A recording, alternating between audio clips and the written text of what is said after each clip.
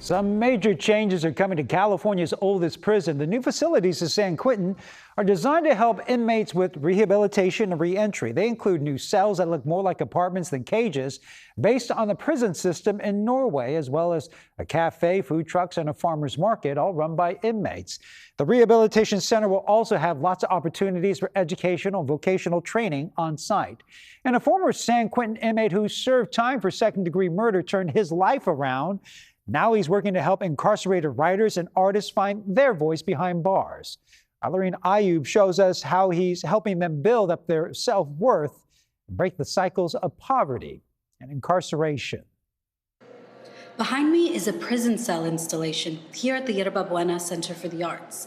It's one of many creative projects created by Rasan Thomas, a formerly incarcerated social justice advocate who hopes projects like these will help heal and empower those impacted by incarceration.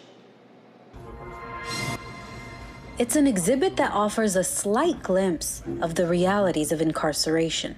The only door I can open came to life through nonprofit Empowerment Avenue. Executive Director Rasan Thomas aims to provide more inclusion for incarcerated artists and writers. He says the creative programs that were available to him while he served 10 years at San Quentin inspired him to produce more. Just a different world. I had more opportunities in San Quentin, ironically, than I had growing up in Brownsville, Brooklyn. That's why Rasan decided to dedicate his life to helping provide paid artistic opportunities for those in and out of prison. Anybody that makes under $120,000 is low income in the Bay Area. So they finally made it, maybe, but they raised the bar. It ain't good enough no more.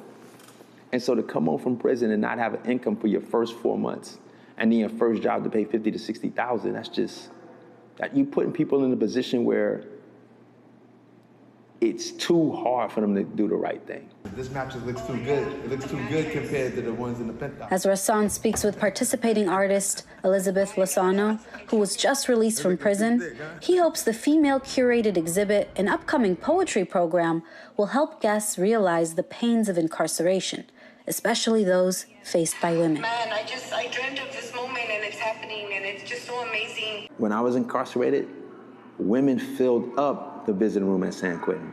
But I heard that when you go to a women's prison, it's crickets. There's barely anybody in that visiting room. Women are the most hardest, most loving, most special side of human beings, human nature that exists. And yet we undervalue and we don't treat them the way they deserve to be treated. That's why Dejan Joy, Assistant Director of Empowerment Avenue, worked hard along the participating artists to help bring the exhibit to life.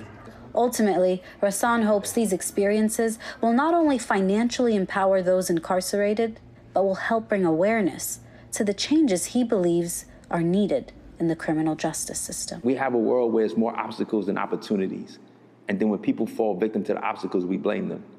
We need to turn that around where there's more opportunities than obstacles.